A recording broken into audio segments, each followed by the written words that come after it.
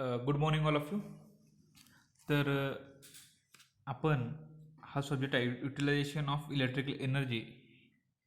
याच्या आधीच्या लेक्चरमध्ये आपण बघितलं आपला जो काय टीचिंग स्कीम आहे अँड लर्निंग स्कीम आहे ती कशा पद्धती आपले एक्झाम कशी प्रकारे होणार आहे, मार्क सिस्टीम कशा प्रकारे डिस्ट्रीब्युशन केलेलं आहे, प्रत्येक जे काही युनिट आहे त्या युनिटला किती मार्क्स दिलेले आहेत याचा आपण सगळा अभ्यास मागच्या लेक्चरमध्ये केलेला आहे. युटिलायझेशन म्हणजे काय, प्रत्येक पॉईंटमध्ये काय आपण बघायचं आहे हे सगळं आता बघितलेलं आहे आपण. आता ह्यानंतर आपण बघायचं आहे ते म्हणजे फर्स्ट चॅप्टर आपला युनिट फर्स्ट इल्युमिनेशन. पहिला युनिट आहे आपला इल्युमिनेशन. आता इल्युमिनेशन हा जो पहिला चॅप्टर आपला आहे तो आहे 8 मार्क्सला. 8 मार्कला या युनिटमध्ये आपल्याला जे काही क्वेश्चन आहेत ते एक्झामसाठी विचारले जातील. आता जे आपण इल्युमिनेशन म्हणतो ते सगळ्यात आपल्याला पहिला डोळ्यासमोर येते म्हणजे लाईट. बरोबर.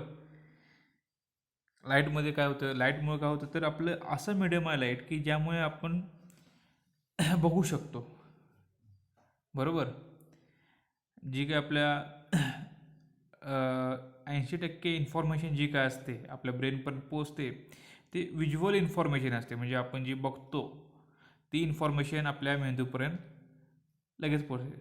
सपोज जर लाईट सफिशियंट नसेल एखाद्या ठिकाणी, बरोबर, म्हणजे सपोज एखादा बोर्ड आहे किंवा एखादं इमेज आहे तिथे जर लाईट त्या इंटेन्सिटीनं जर तिथे लाईट पोचत नसेल तर आपल्याला काय होते तर आपल्याला ते रिअलाईज होत नाही मेंदूला ती इमेज कशाची आहे किंवा त्या बोर्डवर काय लिहिलेलं आहे. ओके, म्हणजे थोडंफार जरी अंधुक असेल तरी आपल्याला ते दिसत नाही. त्यामुळं लाईट हा महत्त्वाचा फॅक्टर आहे. बरोबर. तर यामध्ये आपण वेगवेगळ्या सुरुवातीला काय करू तर डेफिनेशन्स बघू, ज्या टर्म्स आहेत लाईट रिलेटेड त्या बघू. तर जे आपण डेफिनेशन म्हणतो वेगवेगळ्या टर्मिनॉलॉजीची इल्युमिनेशनमध्ये तर त्यात भरपूर अशा टर्म्स आहेत, पण आपल्या सिलेबसला जे काय मेन बेसिक लागणार आहे ते आपण बघू. तर आता इथं सगळ्यात पहिलं आपण बघू लाईट. लाईट म्हणजे काय आपल्याला माहीत पाहिजे. बरोबर. एखादी हॉट बॉडी असते, बरोबर, किंवा आपल्याला माहीत आहे की एखादा लॅम्प असतो तो काय करतो तर तो एक एनर्जी रॅडिएट करतो यामधून. बरोबर. एनर्जी काय करतो रॅडिएट करतो म्हणजे इमिट करतो. ती एनर्जी इमिट केल्यामुळं काय होतं तर आपले जे काय मानवी डोळे आहेत किंवा मानवी आईज आहेत त्याला जी काय इमेज आहे किंवा वेगवेगळे जे काय पर्टिक्युलर सबस्टन्स असतील ते आपल्या मानवी डोळ्याला दिसू शकतात. बरोबर. मग जे एनर्जी रॅडिएट होते त्याला आपण म्हणतो लाईट. बरोबर. त्याला काय म्हणतो लाईट म्हणतो. म्हणजे जी एनर्जी रॅडिएट झाल्यामुळे आपल्या मानवी डोळ्याला सेन्सेशन होतात किंवा वेगवेगळे इलिमेंट दिसतात ते आपल्या ब्रेनपर्यंत पोचताना आपल्याला ते त्याबद्दल आपल्याला माहिती मिळते, ते आठवतात. अशी जी एनर्जी रॅडिएट होते त्याला म्हणतो आपण लाईट. बरोबर. आता त्याची डेफिनेशन कशी देता येईल तर light is defined as radiant energy from a hot body which produces the visual sensation upon the human eyes. बरोबर. आता लाईट ही क्यूनं लाईट जी आहे क्यूनं डिनोट करतात. क्यूनं लाईट डिनोट करतात आणि त्याचं एक्सप्रेशन आहे ल्युमिन अवर्स, मग ते एक्सप्रेस करतात. तर आता जर आता बघितलं की आपण आता सांगितलं की light is a one type of the radiant energy, म्हणजे रॅडियंट एनर्जीचं एक ते फॉर्म आहे. जर आपण बघितलं तर नॅचरली जे काय सूर्य आहे, सूर्य हा काय तर लाईट म्हणजे रॅडियंट एनर्जीचा तो सोर्स आहे. बरोबर. कारण काय करतो ती जी एनर्जी रॅडिएट होते त्यामुळे आपल्याला वेगवेगळे एलिमेंट सबस्टन्स वगैरे आपल्याला ते डोळ्याला दिसतात. तर हे झालं लाईट. त्यानंतर पुढचा पॉईंट आहे ल्युमिनियस फ्लक्स. ते आपण फायनं डिनोट करतो किंवा कॅपिटल एफनं डिनोट करतो. आता ल्युमिनस फ्लक्स म्हणजे काय, तर जी काय लाईट एनर्जी रॅडिएट होते, एक सपोज एक लॅम्प आहे आपला, बरोबर, कन्सिडर करा एक लॅम्प आहे, तो काय करतो, तर एनर्जी तो काय करतो, रॅडिएट करतो, बरोबर. त्याला आपण ल्युमिनस बॉडी म्हणू, त्या जो काय लॅम्प आहे त्याला आपण काय म्हणू, एक ल्युमिनस बॉडी आहे, म्हणजे काय करतो, एनर्जी रॅडिएट करतो. तो जी एनर्जी रॅडिएट करतो ती पर सेकंदला किती एनर्जी रॅडिएट करतो, त्याची क्वांटिटी जी काय आहे एनर्जी रॅडिएट करण्याची पर सेकंदला, त्याला आपण म्हणतो ल्युमिनियस फ्लक्स. त्याला काय म्हणतो, ल्युमिनियस फ्लक्स. ल्युमिनियस फ्लक्स म्हणजे काय, तर एखादा लॅम्प किंवा एखादी जी काय ल्युमिनियस बॉडी असेल ती पर सेकंदला किती एनर्जी रॅडिएट करते, त्या रॅडिएट होण्याची जी काय एनर्जी आहे त्याची क्वांटिटी पर सेकंदला जी असते त्याला आपण म्हणतो ल्युमिनियस फ्लक्स, बरोबर. आता समजा आपण एक लॅम्प घेतलेला आहे आणि तो आपण काय केलेला आहे, तर सर्किटमध्ये स्विच केलेला आहे, बरोबर.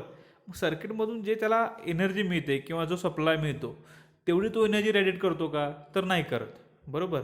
जेवढी त्याला इनपुटला आपण एनर्जी देतो किंवा इनपुटला सप्लाय देतो तेवढी तो एनर्जी रॅडिएट करत नाही. तर त्यातली थोडीफार एनर्जी जी काय असेल, थोड्या अमाऊंटची एनर्जी काय होते, तर हीटच्या स्वरूपात काय होते, कंडक्शनमध्ये जाते आणि ती लॉस्ट होते एनर्जी.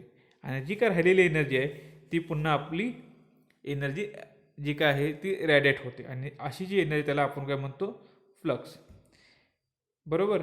तर हे झालं ल्युमिनियस फ्लक्स म्हणजे काय. आता हा जे ल्युमिनियस फ्लक्स आहे राहिलेला, तो जो रॅडिएट होतो त्याची एक वेव्हलेंथ असते, आणि ती जी वेव्हलेंथ आहे त्या वेव्हलेंथमध्ये आपण काय करतो, तर आपल्या डोळ्याला जे दिसतील असे आपल्याला वेगवेगळे कलर्स असतील ते आपल्या डोळ्याला दिसू शकतात, त्याला म्हणतात व्हिज्युअल रेंज वेव्हलेंथ. ती काय होते, तर ह्या रॅडिएंट फ्लक्समध्ये आपल्याला दिसते. आता जर आपण बघितलं तर सपोज टंगस्टन असेल किंवा फ्लोरोसंट लॅम्प असतील, तर ह्यामध्ये वेगवेगळे त्यांचे पॉवर वॅट असतात, म्हणजे इनपुटला आपण जी काय पॉवर यूज करणार आहे त्याचे फ्लक्स किती असणार आहे, त्याची इफिशियन्सी किती वेगवेगळी असते. सपोज जर आपण टंगस्टन लॅम्प घेतला, जर त्याची पॉवर 10 वॅट असेल, 10 वॅट जर पॉवर असेल आणि जर फ्लक्स हे 80 असेल, तर जो का त्याची इफिशियन्सी असते ती असते 8. हा झाला टंगस्टनसाठी. टंगस्टनसाठी 10 watt power, input power 80 luminous असेल तर 8 वॅट इफिशियन्सी त्याची असते. सिमिलरली फ्लोरोसंटसाठी काय असते, जर फ्लोरोसंट लॅम्प आपण जर वापरत असेल, सपोज जर त्याची 4 वॅट, हे काय आलं, 4 वॅट ही इनपुट पॉवर असेल आणि जी काय त्याची लेंथ आहे सेंटीमीटर ती 15.25 सेंटीमीटर असेल, तर तो जर काय ल्युमिनस फ्लक्स असतो ल्युमिनमध्ये तो 75 असतो याचा 4 वॅटसाठी, आणि इफिशियन्सी 18.75 एवढी ही ल्युमिनस इफिशियन्सी असते. तर हे झालं ल्युमिनस फ्लक्सबद्दल जी काय माहिती आहे ती आता आपण बघितली. तर ह्यानंतर आपण पुढचा पॉईंट बघू, किंवा ह्यानंतर जी काय आपल्याला आता मी सांगितलं की जी काय ल्युमिनस फ्लक्स असतो त्याची एक वेव्हलेंथ असते, बरोबर, आणि ती वेव्हलेंथ व्हिजिबल वेव्हलेंथमध्ये तो ल्युमिनस फ्लक्स असतो.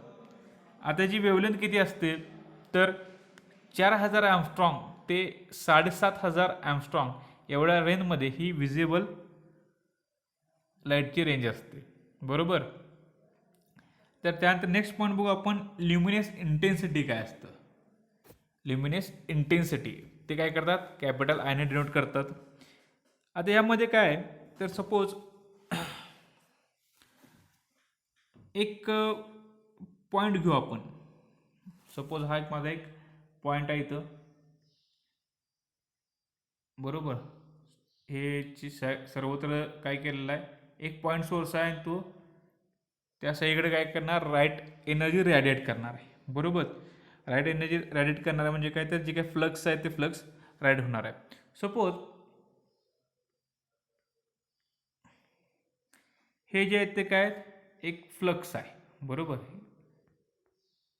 सपोज मी हा D5 घेतो, हा एक प्लेन आहे, ह्या एक युनिट प्लेनला काय होतो, D5 एवढा फ्लक्स काय होतो, रॅडिएट होतो.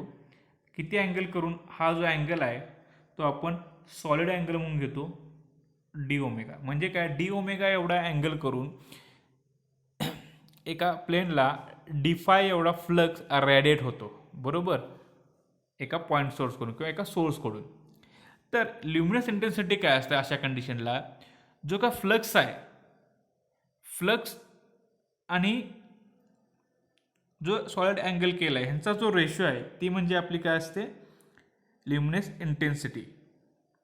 ल्युमिनस इंटेन्सिटी काय असते ती आपण आय ने डिनोट करतो, I is equal to D5 by D omega, D5 by D omega.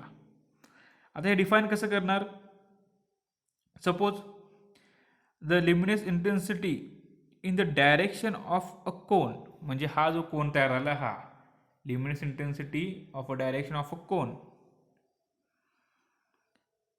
Is the ratio of flux D5 to the solid angle D omega.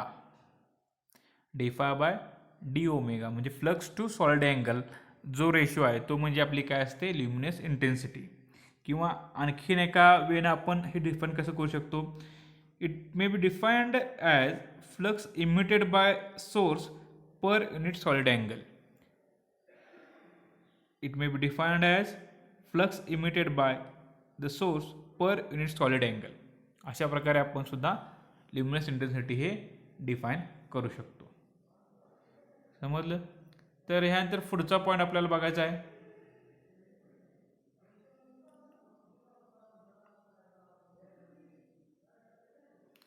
ल्युमिन. काय बघा आपल्याला, ल्युमिन. आता ल्युमिन म्हणजे काय, आता जी आपण डायग्राम काढलेली, बरोबर, काय केलेलं की एक पॉईंट येतो होता आपला, बरोबर, आणि हा सगळे सर्वत्र दिशेला काय करतो, सपोज हा पॉईंट मी तर ओ दाखवला आहे, इकडे सगळीकडे काय करतो तो, तर एनर्जी रॅडिएट करतो, किंवा लाईट असेल किंवा ल्युमिनस फ्लक्स असेल तो काय करतो, रॅडिएट करतो, बरोबर. आता ल्युमिन म्हणजे काय, तर हा जो सोर्स आहे हा काय करतो, तर सगळ्या दिशेला काय करतो, एक सॉलिड अँगल करून आपल्या ल्युमिनस फ्लक्स काय करतो, रॅडिएट करतो. हा जो ल्युमिनस फ्लक्स किंवा ल्युमिनस इंटेन्सिटी असेल ती जी काय रॅडिएट करतं, ती जी आपण रिप्रेझेंट करणार आहे ते 1 युनिटनं रिप्रेझेंट करतो. 1 युनिटने काय करतो, आपण जो का फ्लक्स आहे तो फ्लक्स रिप्रेझेंट करतो. आणि जो काय प्रत्येक आता जे आपण दाखवलेलं कोन टाईपमध्ये डी ओमेगा तयार झालेला म्हणजे सॉलिड अँगल, तो जो सॉलिड अँगल तयार करतो तो काय असतो, 1 कॅन्डल. अशी जी कंडिशन असते त्याला म्हणतात ल्युमिन. म्हणजे स्पेसमध्ये जो काय ल्युमिनस फ्लक्स असतो तो 1 युनिट जे काय आपले ल्युमिनस फ्लक्स आहेत ते जनरेट करतो, आणि 1 युनिट किंवा 1 कॅन्डल हा सॉलिड अँगल जनरेट करतो. अशी जी कंडिशन आहे त्याला म्हणतात ल्युमिन. मग आता ल्युमिन डिफाईन कसं करतात, तर lumen it is defined as the amount of luminous flux, the amount of luminous flux given out in a space represented by 1 unit of a solid angle by a source having an intensity of 1 candle power in all direction. ही झाली ल्युमिनची definition. आता त्यानंतर आपल्याला बघायचं आहे next point जो आहे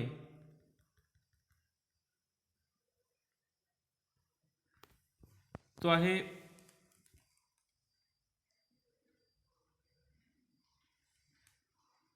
इल्युमिनेशन. इल्युमिनेशन किंवा त्याला आपण डिग्री ऑफ इल्युमिनेशन म्हणतो किंवा इल्युमिनन्स म्हणतो, कॅपिटलने तो डिनोट करतात. आता इल्युमिनेशन म्हणजे काय, तर flux per unit limit, flux per unit area जो आहे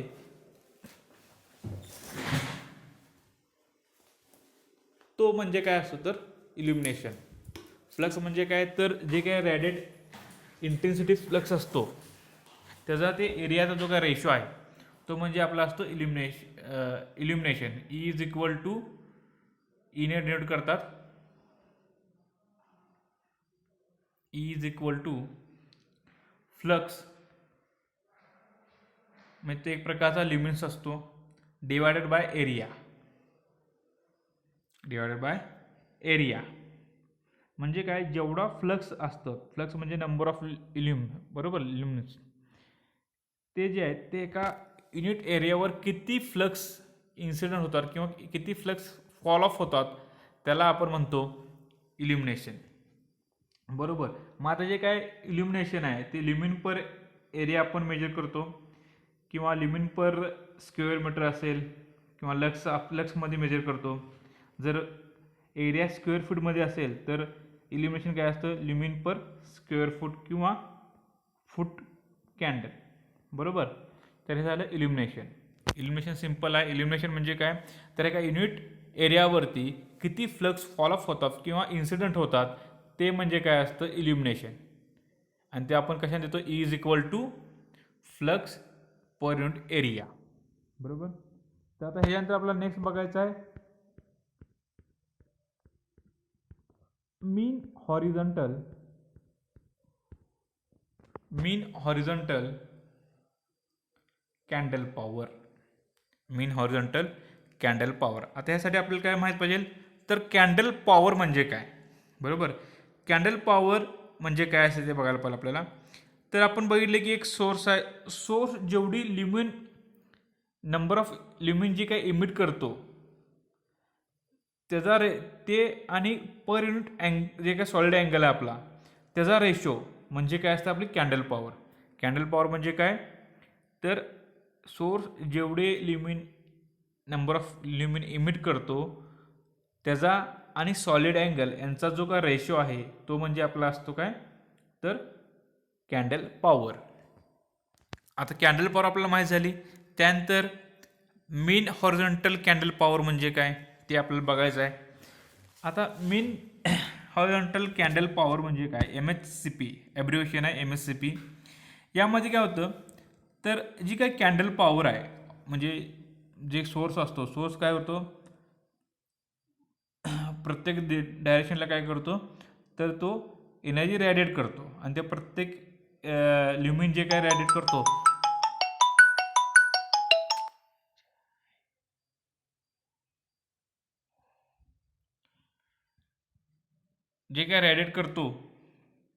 बरोबर, जे काय आपला सोर्स आहे तो काय करतो, सोर्स प्रत्येक डायरेक्शनला जी काही कॅन्डल पॉवर असते ती काय करतो, रॅडिएट करतो. मग त्या प्रत्येक डायरेक्शनला जी काय कॅन्डल पॉवर रॅडिएट होणार आहे त्याचा आपण मीन काढतो. कशाबद्दल, ज्यावेळी तो एखाद्या हॉरिझॉन्टल प्लेनमध्ये जो आपला सोर्स असेल तर. बरोबर. यामध्ये काय होतं, मीन हॉरिझॉन्टल कॅन्डल पॉवरमध्ये एक हॉरिझॉन्टल प्लेन असतो आणि इथं आपला सपोज एक सोर्स आहे. सोर्स काय करतो, सगळ्या डायरेक्शनला लाईट एनर्जी इमिट करतो. बरोबर. सगळ्या डायरेक्शनला ज्यावेळी तो रॅडिएट एनर्जी रॅडिएट करतो त्यावेळी काय करतो, आता कॅन्डल पॉवर म्हणजे काय सांगितलं आपण, तर जे काय ल्युमिन एखाद्या डायरेक्शनला रॅडिएट होतात त्यांचा आणि सॉलिड अँगलचा रेशो म्हणजे आपला असतो कॅन्डल पॉवर. आता ह्या प्रत्येक ठिकाणी काय होणार, सपोज इथे थोडी अशा प्रत्येकाची काय असणार, कॅन्डल पॉवर असणार. ही रॅडिएट झालेली जी काही कॅन्डल पॉवर आहे ह्याचा मीन जो आपण हॉरिझॉन्टल प्लेनला काढतो तो म्हणजे आपला असतो मीन हॉरिझॉन्टल कॅन्डल पॉवर, MHCP. समजलं. सिम्पल आहे. एका हॉरिझॉन्टल प्लेनमध्ये जी काय कॅन्डल पॉवर रॅडिएट होत असते एखाद्या सोर्सकडून त्याचा जो आपण मीन काढतो हॉरिझॉन्टल प्लेनमध्ये त्याला आपण म्हणतो मीन हॉरिझॉन्टल कॅन्डल पॉवर. त्यानंतर आपल्याला पुढचं बघायचं आहे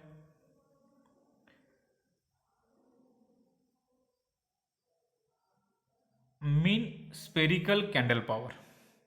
mean spherical candle power, MHCP. Mean spherical candle power. Candle power रिलेटेडच आहे. बरोबर. आता यामध्ये काय होतं, ह्याच्या आधी आपण जे बघितलं त्यामध्ये काय होतं तर हॉरिझॉन्टल प्लेन होता, बरोबर. हॉरिझॉन्टल प्लेनमध्ये आपला जो काय तो लाईट सोर्स होता आणि तो तिथं आपण त्याची कॅन्डल पॉवरचं मेन घेतलेलं.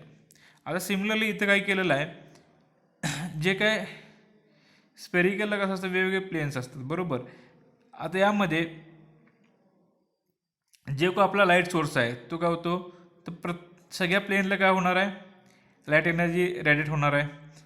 त्या प्रत्येक प्लेनमध्ये जी काही एनर्जी रॅडिएट होत असते त्यांचा जो काय कॅन्डल पॉवर रॅडिएट होणार आहे त्यांचा आपण मीन जो काढणार आहे तो मीन इथं काढला जातो सगळ्या प्लेनमध्ये. म्हणजे इथे एक प्रकारे स्पेरिकल प्लेन आपण यूज करतो. त्यामध्ये काय होतं प्रत्येक सरफेसवर काय होते लाईट एनर्जी इन्सिडेंट होते आणि त्यामुळे इथं काय होते कॅन्डल पॉवरसुद्धा जनरेट होते आणि त्याचा जी काही कॅन्डल पॉवर असते त्याचा आपण जो मीन काढणार आहे प्रत्येक प्लेनमध्ये तो इथं मेजर केला जातो. त्याला म्हणतो आपण मीन स्पेरिकल कॅन्डल पॉवर. आता हा मीन स्पेरिकल कॅन्डल पॉवर कधी देतात MSCP तर फाय म्हणजे फ्लक्स डिवायडेड बाय 4 पाय यानं ही मीन स्पेरिकल कॅन्डल पॉवर ही डिनोट करतात. फाय म्हणजे काय असतं फ्लक्स इन ल्युमिन्स आणि 4 पाय म्हणजे जो आपला सर्कल आहे त्याचा रेडियस. आता हे झालं मीन स्पेरिकल कॅन्डल पॉवर. त्यानंतर नेक्स्ट आपल्याला बघायचं आहे मीन हेमिस्पेरिकल कॅन्डल पॉवर. मीन हेमिस्पेरिकल कॅन्डल पॉवर. आता हेमिस्पेरिकल म्हणजे काय असतं तर अर्धवर्तुळ असतं, बरोबर. आपल्याला माहीत असेल तर हेमिस्फिअरमध्ये जे काय हॉरिझॉन्टल प्लेन असतो त्याच्या अबाव आणि बिलो जे कॅन्डल पॉवर सगळ्या डायरेक्शनला रॅडिएट होते त्याचा जो आपण मीन करतो हेमिस्फिअरच्या हॉरिझॉन्टल प्लेनच्या अबाव आणि बिलोला त्याला आपण म्हणतो मीन हेमिस्फेरिकल कॅन्डल पॉवर MHSCP. तर हे झाले 7 टर्म्स किंवा 7 जे काय टर्मिनॉलॉजीज आहेत ते आता आपण बघितला. आता ह्यानंतर आपण नेक्स्ट बघायचं आहे रिडक्शन फॅक्टर म्हणजे काय. रिडक्शन फॅक्टर म्हणजे काय तर हा रेशो असतो MSCP म्हणजे mean spherical candle power divided by mean horizontal candle पॉवरचा. Mean spherical candle power to the mean horizontal candle power यांचा रेशो म्हणजे काय असतो रिडक्शन फॅक्टर. त्यानंतर नेक्स्ट बघायचं आपल्याला लॅम्प इफिशियन्सी किंवा ल्युमिनस इफिशियन्सी. लॅम्प इफिशियन्सी किंवा ल्युमिनस इफिशियन्सी. आता इफिशियन्सी म्हटलं आपल्याला माहीत आहे आउटपुट डिवाइडेड बाय इनपुट. हा आपल्याला एक इन जनरल आपल्याला माहीत असते की जे आपण आपल्याला आउटपुट मिळणार आहे आणि आपण जे त्याला इनपुट देतो ह्या दोघांचा रेशो म्हणजे काय असतं इफिशियन्सी असतं. सिमिलरली इथे पण आपण ते असणार आहे म्हणजे काय जे ल्युमिनस फ्लक्स जनरेट होणार आहेत किंवा एखाद्या लॅम्पकडून एक लॅम्प आहे तो काय करतो आउटपुट काय असणार आहे एका लॅम्पचं त्यात ल्युमिनस फ्लक्स म्हणजे लाईट असणार आहे, बरोबर. आणि इनपुट काय असणार आहे तर जे काय पॉवर त्याला इनपुटला आपण देणार आहे ती, बरोबर. मग तो ल्युमिनस फ्लक्स किती जनरेट करणार आहे त्याचा आणि आपला जो काय इनपुट पॉवर आहे ह्यांचा जो रेशो आहे त्याला आपण म्हणतो ल्युमिनस इफिशियन्सी. मग ही डिफाईन कशी करतात. It is the ratio of luminous flux to the power input to a lamp is called as the lamp efficiency, बरोबर. आणि ह्याचं युनिट जे आहे ते ल्युमिन्स पर वॅट असतं. युनिट काय असतं ल्युमिन्स पर वॅट. आता ह्याचं एक्झाम्पल जर बघितलं समजा एक 100 वॅटचा आपला बल आहे. 100 वॅटचा आपला एक बल आहे, बरोबर. आणि त्याची जी काही ल्युमिनस फ्लक्स आहे तो आहे सपोज 1630 ल्युमिनस हेरवाडे काय त्याचा ल्युमिनस फ्लक्स आहे. तर ल्युमिनस इफिशियन्सी मी फक्त L लिहितो इथं. Luminous efficiency N is equal to काय असणार आहे luminous divided by watt. Watt म्हणजे काय असतं आपलं इनपुट असतं, बरोबर. सपोज 1630 डिवायडेड बाय 100 जर केलं तर आपल्याला आन्सर किती मिळणार 16.3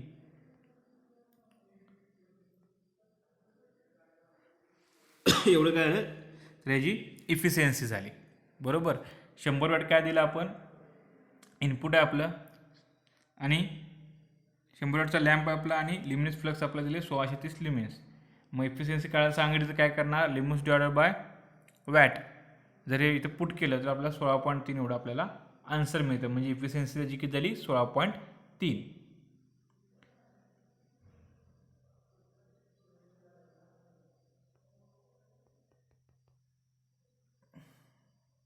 एक मिनिट.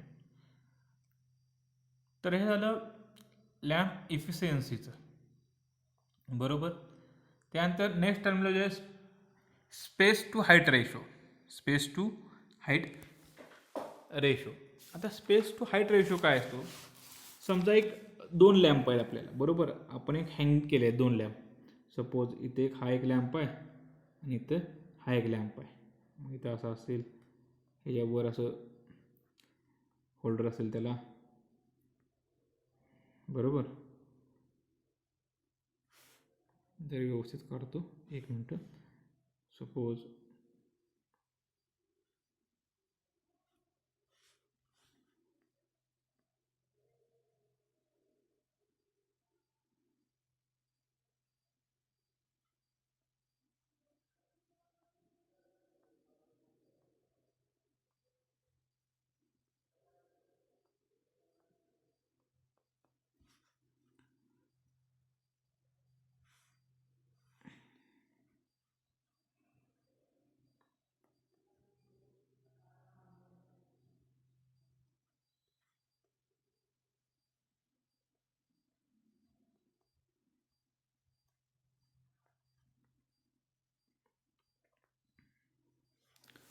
आता स्पेस टू हाईट रेशोमध्ये इथे एक डायग्राम दिलेले आहे.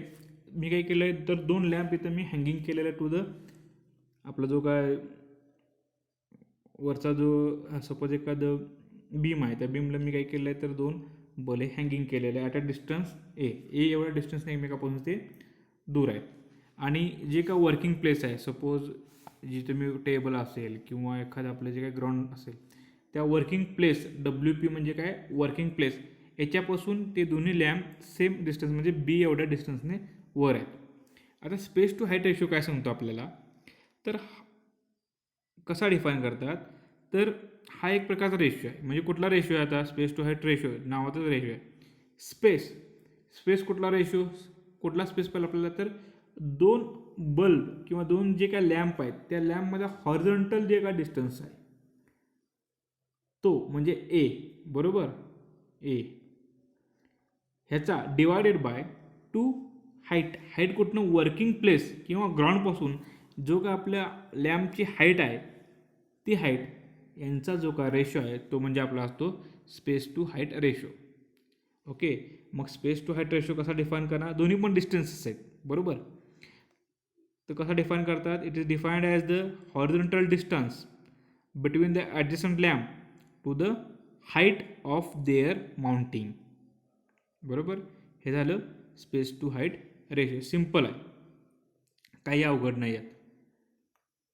स्पेस टू हाईट रेशो झाला. आता नेक्स्ट जो आपल्याला बघायचा आहे तो आहे रिफ्लेक्टिंग फॅक्टर. आता रिफ्लेक्टिंग फॅक्टर माझ्यामध्ये तुम्ही ह्याच्या आधीसुद्धा बघितला असा, रिफ्लेक्शनचा जो काय नियम असतो तो तुम्ही आधी बघितला, 7वी 8वी 9वीत झालेला असेल तुम्हाला. सेम तेच आपल्या इथे रिफ्लेक्टिंग फॅक्टर बघायचं. यामध्ये काय असतं, एक प्लेन असतो आपल्याला, बरोबर. म्हणजे हा सरफेस आहे, बरोबर. मी असते सरफेसला. सपोज ही एक नॉर्मल आहे. इथे काय होतं, इथे एक आपले लाईट इन्सिडेंट होते. इन्सिडेंट झाल्यावर काय होतं, परावर्तित होते, म्हणजे काय रिफ्लेक्ट होते, बरोबर. इकडे झाली ही इन्सिडेंट रे, ही रिफ्लेक्टेड रे आणि ही नॉर्मल, बरोबर. आता रिफ्लेक्टेड फॅक्टर काय असतो आपला, reflected light to incident light.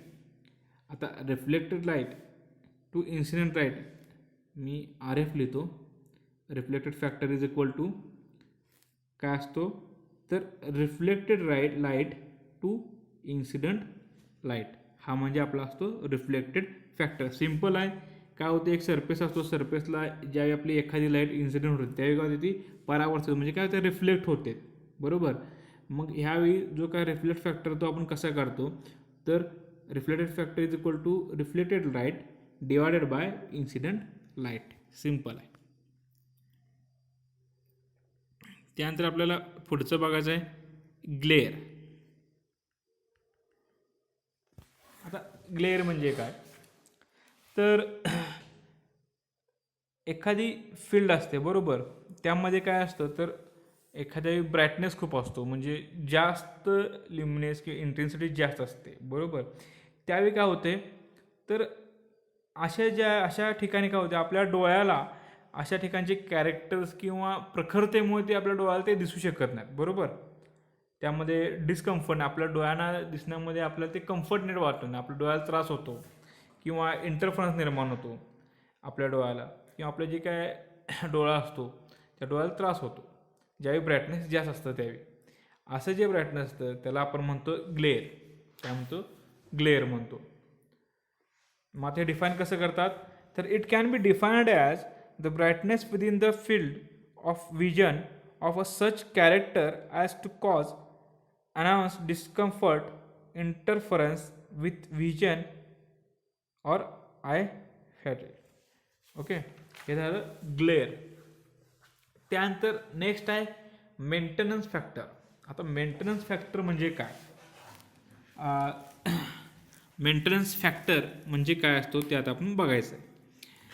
समजा एक सगळं परफेक्टली क्लीन एखादी आपलं साईट आहे किंवा एखादं आपलं घर आहे बरोबर, किंवा एखादं काय त्याला म्हणतात घर आहे, भिंती आहेत बरोबर, परफेक्टली क्लीन म्हणजे स्वच्छ, एकदम स्वच्छ आहे बरोबर. तर त्यावेळी काय होतं, त्यावेळी आपण एखादा इथं बल्ब लावला किंवा लॅम्प लावला, कनेक्ट केला आणि तो जर आपण स्विच ऑन केला तर काय होते, प्रत्येक पार्टवर काय होते, प्रकाश किंवा जे काय फ्लक्स जो आहे तो व्यवस्थित पडतो आणि आपल्याला ते व्यवस्थित सर्व दिसतं बरोबर.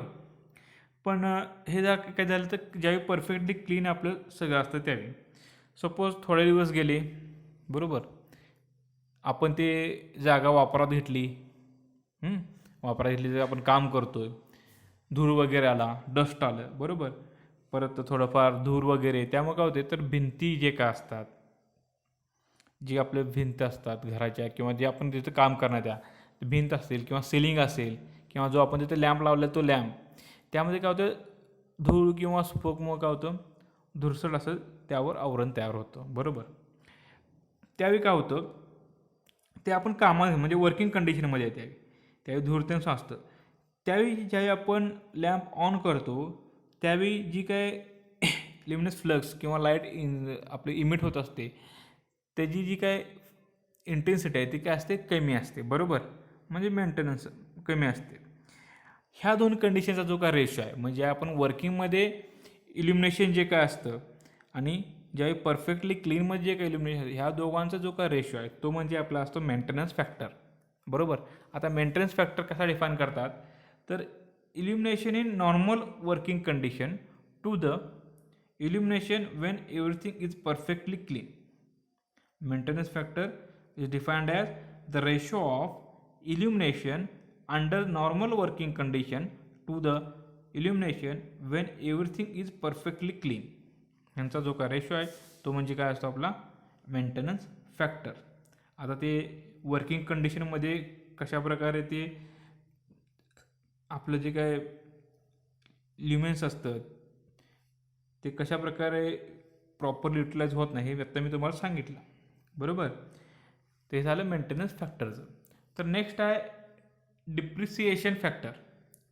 डिप्रिसिएशन फॅक्टर म्हणजे काय, आता डिप्रिसिएशन फॅक्टर हा reciprocal of the maintenance factor, maintenance फॅक्टरचा रेसिप्रोकल असतो. मेंटेनन्स फॅक्टरचा रेसिप्रोकल म्हणजे आपला असतो डिप्रिसिएशन फॅक्टर. मग आता हा कसा डिफाईन करतात, depreciation factor is defined as the ratio of illumination when everything is perfectly clean to the illumination when everything in normal working condition. हा झाला डिप्रिसिएशन फॅक्टर. त्यानंतर लास्ट जो आपला पॉईंट आहे तो आहे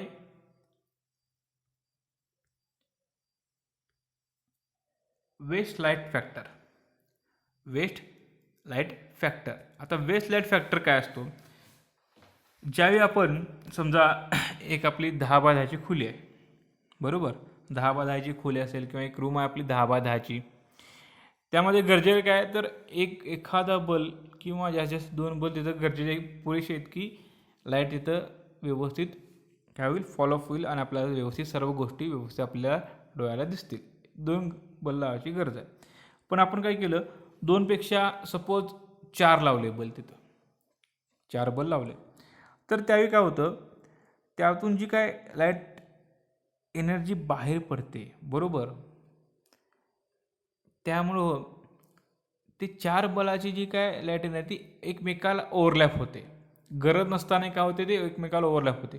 त्यावेळी काय होते तर इथं जी काय लाईट आहे त्याचं वेस्टेज होतं. गरज नसताना आपण जास्त जे काय लॅम्प लावले किंवा लाईट सोर्स लावले तर लाईटचं वेस्टेज होतं.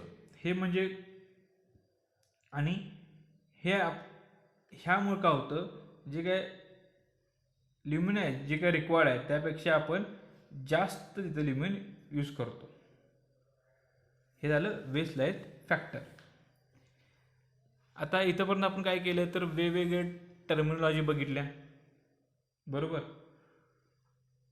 त्याचं काय असतं कसं वर्किंग होतं म्हणजे डेफिनेशन बघितलं प्रत्येकाच्या लाईट म्हणजे काय असतं.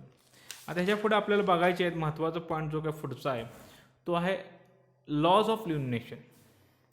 लॉ ऑफ इल्युमिनेशन, बरोबर. आता यामध्ये आता लॉ ऑफ इल्युमिनेशन बघतोय. आता इल्युमिनेशन म्हणजे पण मी काय सांगितलं तुम्हाला तर आणखी सांगतो. इल्युमिनेशन म्हणजे काय तर जे काय फ्लक्स असतात ल्युमिनस फ्लक्स जे काय असतात ते एका युनिट सरफेस एरियावर ज्यावेळी ते फॉलोअप होतात किंवा इन्सिडेंट होतात, बरोबर. ते जे असतात त्याला आपण म्हणतो इल्युमिनेशन, बरोबर. आता ह्या इल्युमिनेशनचे नियम बघायचे आपल्याला, लॉ बघायचे. त्यातला पहिला जो लॉ आहे तो आहे law of inverse square law. Law of inverse square law. आता यामध्ये सुरुवातीला आपण काय करू तर त्याची डेफिनेशन बघू. काय डेफिनेशन आहे डेफिनेशन सांगतो मी. हा लॉ काय सांगतो. This law can be stated that the illumination of a surface the illumination of a surface is inversely proportional to the square of the distance between the surface and the light source, provided that the distance between the surface and the source is sufficiently large so that the source can be regarded as a point source. समजलं. आता एक समजून सांगतो काय हा law काय सांगतो. जो काय एखाद्या सरफेसचा इल्युमिनेशन असतो तो काय असतो त्या सरफेस आणि एक लाईट सोर्स आपला असतो, बरोबर. लाईट सोर्सच त्या सरफेसवर इन्सिडेंट होत असतो. ज्यावेळी तो लाईट सोर्स लाईट इन्सिडेंट करतो किंवा फ्लक्स जे काय ते फॉलोअप करतो रेडिएट करतो त्या सरफेसपर्यंत तो पोचतो आणि त्या सरफेसला आपल्याला काय होते तर ती लाईट सरफेस आपला लाईट मिळते, बरोबर. तर त्या लाईटचा आणि आता इल्युमिनेशनचा कसा रिलेशन आहे ते आपल्याला हा लॉ सांगतो. लाईट सोर्सपासून जो काय आपला फ्लक्स आहे त्या फ्लक्समधलं जे काय डिस्टन्स आहे त्या डिस्टन्सला इल्युमिनेशन जे काय ते इन्व्हर्सली प्रोपोर्शनल आहे. इन्व्हर्सली प्रोपोर्शनल पण कसा तर जो काय डिस्टन्स आहे त्याच्या square of the inversely proportional आहे, बरोबर. Square of the inversely proportional आहे. आणि जसं जसं डिस्टन्स इन्क्रीज होत जाईल, बरोबर. डिस्टन्स इन्क्रीज होत जाईल तसं जो आपला सोर्स आहे तो काय होतो एक पॉईंट सोर्स होत जातो. तो काय होतो एक पॉईंट सोर्स होत जातो.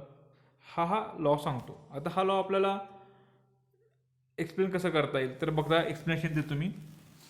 तर समजा एक लाईट सोर्स आपण घेतलेला आहे. एक लाईट सोर्स आपण घेतलेला आहे. तो काय करतो त्याच्या सगळ्या डायरेक्शनला इक्वली काय होतो लाईट इमिट करतो. आणि असा लाईट सोर्स आपण काय केला आहे का हॅलो स्पिअरमध्ये आपण प्लेस केलेला आहे, आता ज्यावेळी लाईट ही युनिफॉर्मली त्या जो काही हॅलोस्फिअर त्या हॅलोस्फिअरच्या प्रत्येक सरफेसला काय होते, लाईट ही फॉलोअप होते किंवा त्या प्रत्येकाला ती लाईट युनिफॉर्मली मिळते, बरोबर, प्रत्येक सरफेसला. मग ते मिलीमीटर जरी सरफेस असेल तरी काय होते, इक्वली अमाऊंटला ती लाईट काय होते डिस्ट्रीब्यूट झालेली आहे त्या हॅलोस्फिअरमध्ये.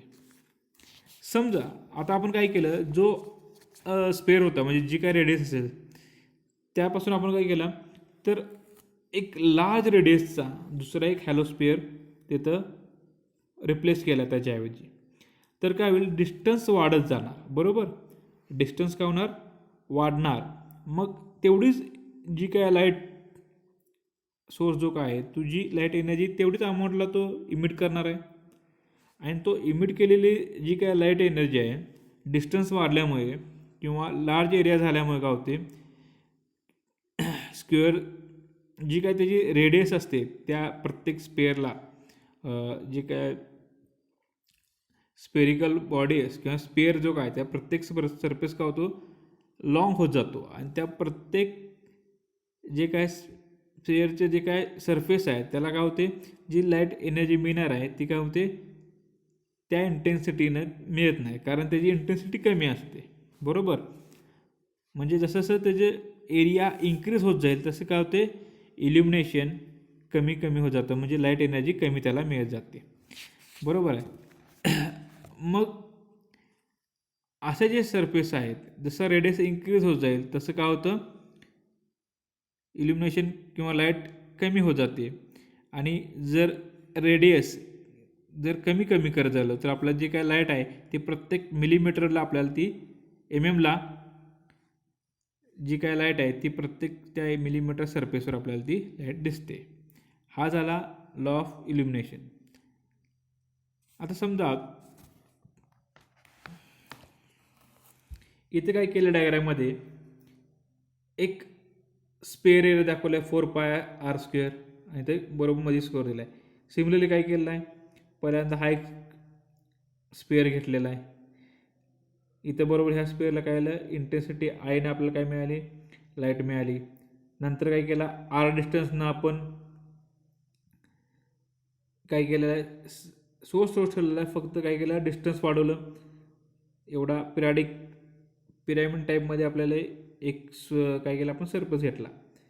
त्यावेळी काय आलं, तर लाईट एनर्जी डिस्पेअर झाली, म्हणजे जरा त्याचं काय आलं, तर जी काय इंटेन्सिटी त्याची कमी झाली.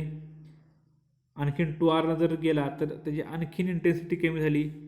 जसं जसं त्याची रेडियस इन्क्रीज होत जाईल तसंच जी काय त्याची इंटेन्सिटी असते किंवा इल्युमिनेशन असतं ते काय होतं, कमी कमी होत जातं.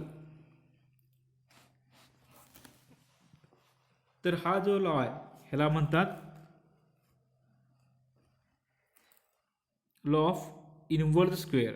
आणि हा काय करतो,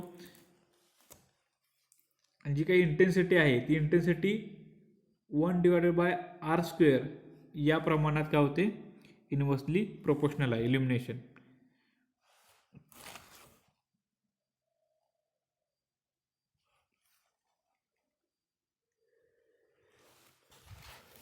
तर हा झाला लॉ ऑफ इल्युमिनेशन.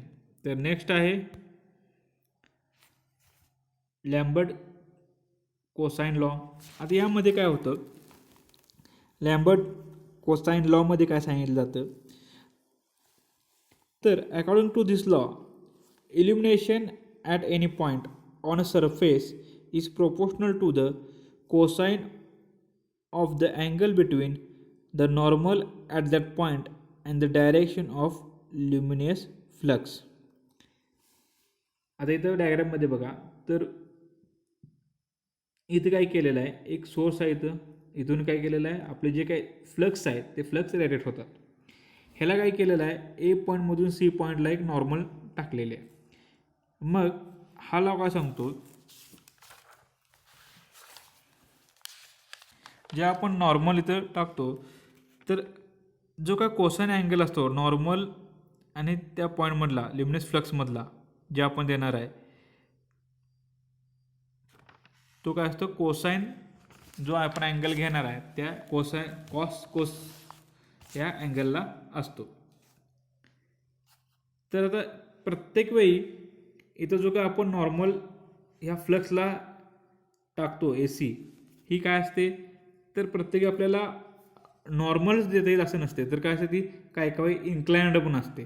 म्हणजे AB सारखी इन्क्लाइंड तिरकी पण आपण त्याला देऊ शकतो, कारण ते ज्या प्रकारे ते लिमिनेस फ्लक्स त्या प्लेसला असतात त्या प्रकारे आपण काय करतो A पॉईंटमधून प्रत्येकाला नॉर्मल आणि इन्क्लाइंड आपण हे नॉर्मल टाकत असतो, बरोबर. तर ज्यावेळी AB डिवाइड बाय AC हे आपण घेतो, म्हणजे is equal to 1 divide by cos theta, त्यावेळी काय होते जी काय जो एरिया असतो त्यावर काय होते लाईट ही स्प्रेड होते कधी AB डिवाइड बाय AC हा रेशो घेतला. आणि ज्यावेळी AC डिवाइड बाय AB घेतो म्हणजे कॉस थिटा डिवाइड बाय 1 हा रेशो घेतो, त्यावेळी काय होते तर इल्युमिनेशन जो आपला आहे तो इल्युमिनेशन काय होतो डिक्रीज होतो. इल्युमिनेशन काय होतो डिक्रीज होतो. आणि सिमिलरली त्यामुळे इल्युमिनेशन ई काय बिकम होतो कसं देतो आपण I cos theta divide by R square, I cos theta divide by R square, अशा प्रकारे आपण इल्युमिनेशन यामध्ये डिफाईन करतो. तर हा झाला लॅम्बर्ट कोसाइन लॉ. तर जो आता ह्याचा राहिलेला भाग आहे तो आपण नेक्स्ट लेक्चरला बघू. आता पण आपण काय काय बघितलं तर वेगवेगळे टर्मॉलॉजी बघितल्या, त्यानंतर जे काही इल्युमिनेशनचे लॉज आहेत ते लॉज बघितले 2, आणि आता राहिलेला जो पार्ट आहे मग तो काय काय आपण बघू. तर पुढच्या पार्टमध्ये आपल्याला व्हेरियस टाईप्स ऑफ लॅम्प बघायचे आहेत. मग आता त्यात कोणते कोणते लॅम्प आहेत ते बघू. आत्ता आपण नाव बघू. इनकंडेन्संट लॅम्प, मग त्यामध्ये व्हॅक्यूम लॅम्प, फिलामेंट लॅम्प म्हणतो आपण त्याला, किंवा गॅस फिल्ड इनकंडेन्संट लॅम्प, हे ते 2 टाईप आहेत. आर्क लॅम्प, मग त्यामध्ये आर्क लॅम्पमध्ये DC कार्बन आर्क लॅम्प आणि सेकंड टाईप आहे AC कार्बन आर्क लॅम्प. आणि आपल्या सिलेबसमध्ये जो टाईप्स आहेत आपल्याला जे काही शिकायचे आहेत ते आहे फ्लोरोसंट लॅम्प, मग त्यामध्ये 2 type with glow type starter आणि सेकंड आहे विथ थर्मल टाईप स्टार्टर. त्यानंतर 4th जो आहे मर्क्युरी वेपर लॅम्प, हा सुद्धा आपल्या सिलेबसला हा आपण बघायचा आहे. Mercury vapour high pressure lamp MVHP ह्याचं ॲब्रिव्हिएशन आहे, आणि मर्क्युरी अडाईड लॅम्प. आणि त्यानंतर next type sodium vapour lamp, ह्याचा सुद्धा स्टडी आपल्या सिलेबसला आहे, हा सुद्धा बघायचा आहे. त्यानंतर ह्या पुढचा टाईप कुठला आहे तर निऑन लॅम्प, त्यामध्ये 2 आहेत ग्लास एनव्हलप टाईप किंवा निऑन साइन ट्यूब. त्यानंतर CFL lamp, compact fluorescent lamp, किंवा आपण त्याला म्हणतो ट्यूब म्हणतो. त्यानंतर metal halide lamp, LED, electronic LEDमध्ये बघायचं आपल्याला इलेक्ट्रो ल्युमिनेसंट टाईप आणि लाईट इमिटिंग डायोड टाईप, आणि स्पेशल लॅम्प आहेत त्यामध्ये लेझर आहे. एवढे सगळ्याचे आपल्याला माहिती 11 आपल्याला जे काय वेगवेगळे टाईप्स ऑफ लॅम्प आहेत, पण त्यातले आपल्याला 4 ते 5 बघायचे. त्यात कुठले कुठले आहेत तर LED आहेत, मेटल हॅलाइड लॅम्प आहे, CFL लॅम्प आहे, फ्लोरोसंट लॅम्प आहे, मर्क्युरी वेपर लॅम्प आहे, आणि सोडियम वेपर लॅम्प. एवढाच आपण अभ्यास इन डिटेल बघायचा. यामध्ये वर्किंग असेल त्याचं कशा प्रकारचं कन्स्ट्रक्शन आहे याचा आपण अभ्यास पुढच्या लेक्चरला बघू. ठीक आहे, थँक्यू.